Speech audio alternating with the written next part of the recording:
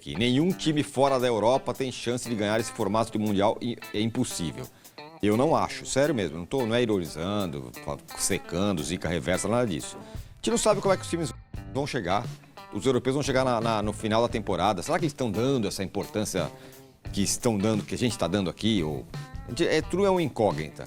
Mas eu não acho que é um negócio completamente irreal, os brasileiros fazerem boa campanha. Eu não acho mesmo. Tem que ser o Jorginho maior salário da história do Flamengo. Quase 3 milhões. Maior salário da história do Flamengo. Vale, não? pergunta.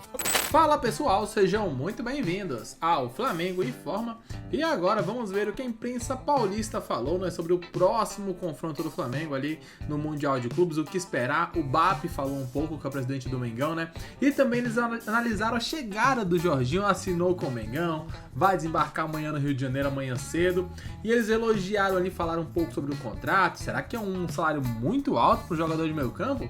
É isso que vamos ver a partir de agora. A surpresa ali, até um pouco de espanto da imprensa paulista. Tudo isso e muito mais a partir de agora, é claro. O link do programa G4 lá do Band Esportes estará aqui na descrição para que vocês possam acompanhá-los na íntegra. Sobre o Mundial de Clubes. Temos, olha lá. a prioridade é o Brasileirão e a Libertadores, mas não vejo como o Mundial de Clubes pode competir com essas competições. O Flamengo pode disputar até 81 jogos nesse ano. É muita coisa. Você precisa ter um elenco maior, um cuidado médico diferente, uma preparação distinta, entre outras coisas. É mais complicado do que em outros países e eu não acredito que seja sustentável, disse o BAP em entrevista à revista Forbes. Reforçando, né, o Vessa, que o negócio é o brasileiro. O brasileiro é o menina dos olhos do Flamengo esse ano. É duro falar pro torcedor com sinceridade que o time não é favorito, ou que não quer a competição, ou que está indo para disputar. Ninguém tem coragem. E aí ele parte para esse lance do calendário, que não está mentindo também, né? Fazer 81 jogos, isso daí é uma coisa de maluco. Se eu não me engano, o City, quando ganhou tudo, incluindo o Fluminense, fez 52 ou 54, alguma coisa assim, naquela temporada. Então, eu entendo o lado dele, mas o torcedor já está preparando o famoso aeroflá para se despedir do time e tal, quando embarcar.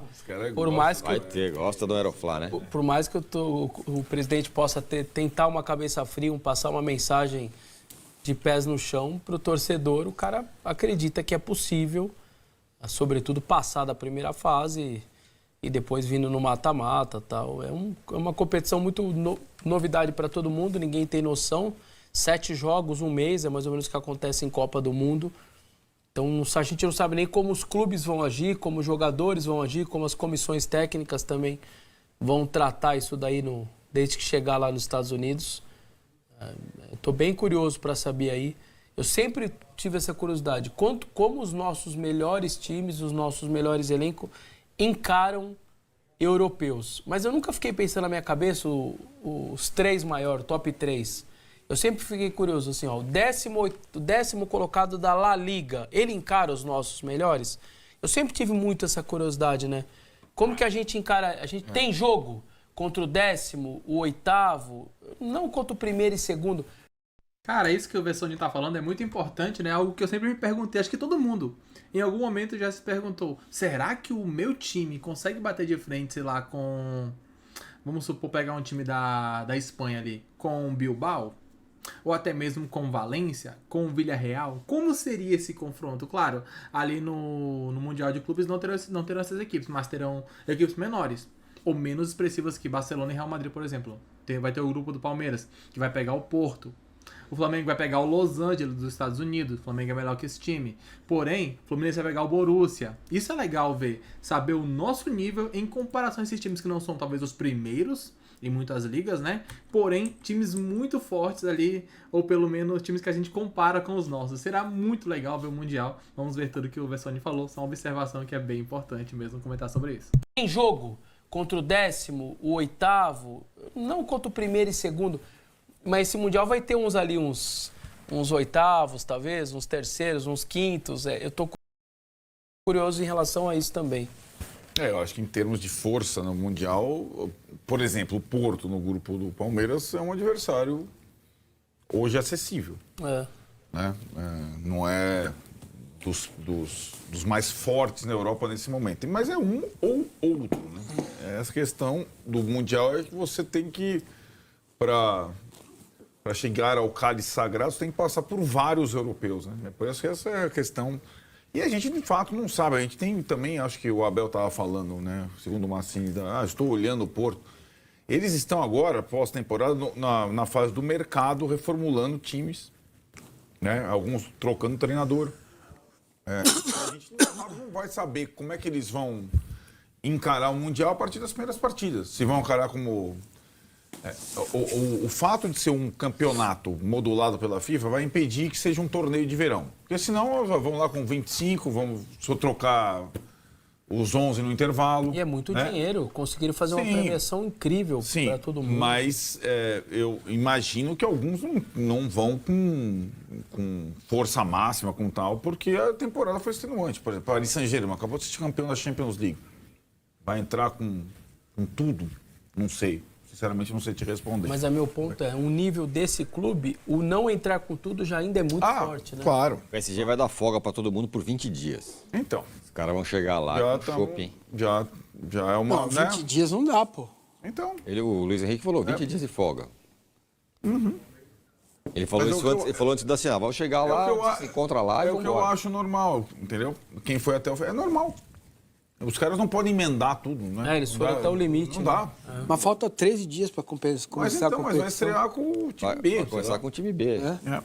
Por isso que eu acho que estão falando, porque, por exemplo, o Edmilson Sepp aqui. Nenhum time fora da Europa tem chance de ganhar esse formato de Mundial, é impossível. Eu não acho, sério mesmo, não é ironizando, secando, zica reversa, nada disso. A gente não sabe como é que os times vão chegar. Os europeus vão chegar no final da temporada. Será que eles estão dando essa importância que estão dando, que a gente está dando aqui? Tudo é uma incógnita. Mas eu não acho que é um negócio completamente irreal, os brasileiros fazerem boa campanha. Não acho mesmo. O que vocês acham? Você acha, Márcio? Minha pergunta para você é, o que é uma boa campanha para brasileiro? Chegar nas quartas de final, semifinal, ser campeão. Eu acho, depende muito dessa questão. Eu acho que todos que forem para as quartas já vai ter sido boa campanha. Eu fechei essa regra na minha cabeça. Também. Não, mas espera aí, o Palmeiras vai passar na primeira fase, né? Vai. Foi um caminho mais ou menos. Possivelmente. Nas oitavas vai pegar quem? Botafogo? Não, então, pode pegar o Atlético de Madrid ou Mas pegar o Paris Saint-Germain de férias? Mas já não é a primeira fase, já foi. Eu acho que ele jogaria a primeira fase mais ou menos e aí vem a Vera na partida. Então, mas aí vem a Vera, os caras chegam, ganhamos aqui, vamos se reunir, entendeu? Não é que... os caras... Vocês acham que a turma da Europa tá com a pegada da Liga dos Campeões? Não, nem um pouco. A minha dúvida é se clubes que foram muito mal na temporada europeia vão ter nesse Mundial uma espécie de satisfação, né, de tipo Real Madrid e Manchester City. Foram muito O mal. Cigano falou que eu vou virar meme, porque eu falei que eu não... Cara, é uma incógnita. Se você decretar agora que o Real Madrid vai ser campeão, ou quem quer que seja da Europa, pra mim é adivinhar o futuro. Isso que o Arnaldo tá dizendo, o Real Madrid, o time que é tão vitorioso, tem os maiores títulos e tal, a primeira Copa do Mundo de clubes nesse formato, para um clube desse, que é o maior da história, falar assim, é o seguinte, a primeira é minha de novo e eu sou o Real Madrid e acabou. Então, é aquilo, né? Vamos lá, pegar o primeiro formato de Mundial com mais times, aquele de 2000 lá que o Corinthians ganhou. Os caras do Manchester United vinham da piscina pro campo. Sim. Isso. Certo? Não, então, era assim. Era assim. Era assim, foi assim, né?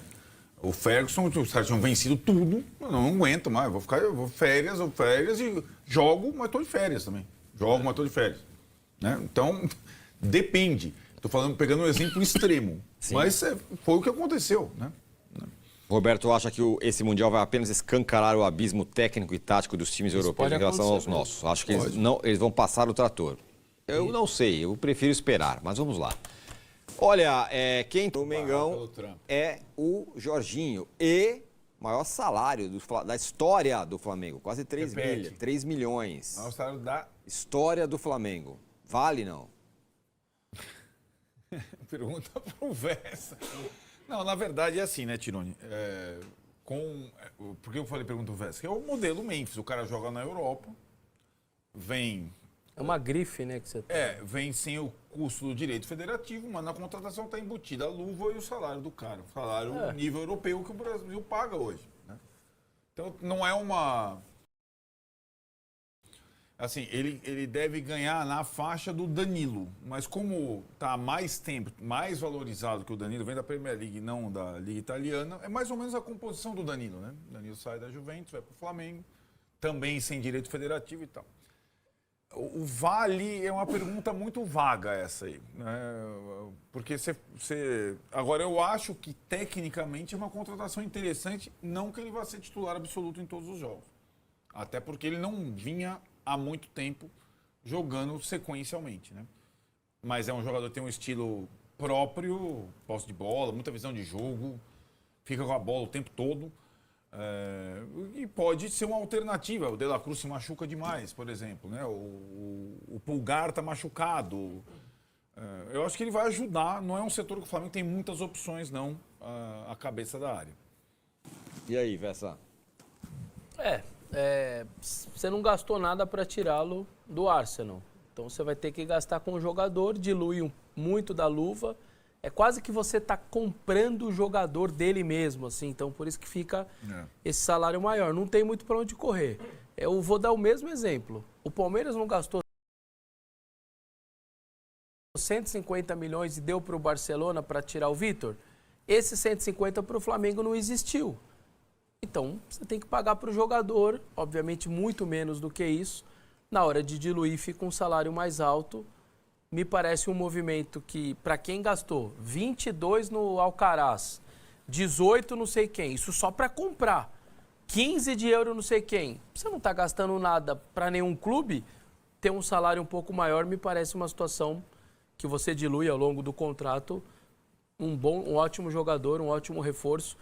Tem 33, né? A questão, né, Vessa? E aí também, acho que tem uma justificativa, é a duração do contrato.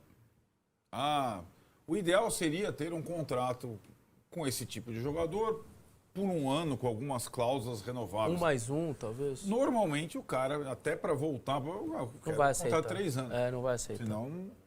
E aí você fica com esse ônus por 3 anos, né? Você tem, né? Esse Assinou, é o salário acabou. do cara por 3 anos. Se ele jogar bem, jogar mal, machucar, não machucar, você tem que pagar o cara. O risco, né, de ter os jogadores desta idade com esse salário por um período longo. Mas normalmente o cara só aceita se for um contrato longo de 3 anos. E ontem teve jogo, hein, Massa? Do Campeonato Brasileiro. Teve a Bro. Então tá aí, né? Tá aí um pouco do que foi comentado, um pouco do que foi analisado. Eles falaram sobre essa fase do Flamengo ali no Super Mundial, né? Onde podem chegar os brasileiros. Confesso que eu tô bem empolgado, aquilo que eu falei um pouco no meio do vídeo, né? De ver como é que tá o nível do futebol brasileiro em comparação com os europeus. Claro, dá pra bater de frente com o Real Madrid, com esses times mais fortes, é difícil. É bem difícil, pra ser sincero com vocês. Porém, dá sim pro Flamengo vencer o Los Angeles, que é um time lá dos Estados Unidos. Dá pra vencer o próprio Esperança da Tunísia.